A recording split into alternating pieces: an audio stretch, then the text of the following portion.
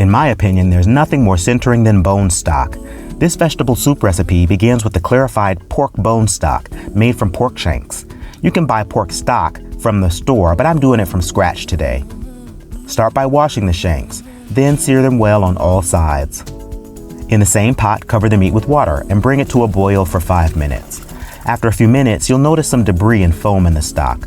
Skim the foam from the stock and strain it to get out all of the bits.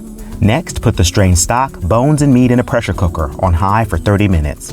This is what really gets all of the flavor out of the bones. After you're done with the pressure cooker, add the vegetables, stock, and meat to a pot and let the stock reduce for 1 hour on the stove to enhance the flavor and to tenderize the vegetables.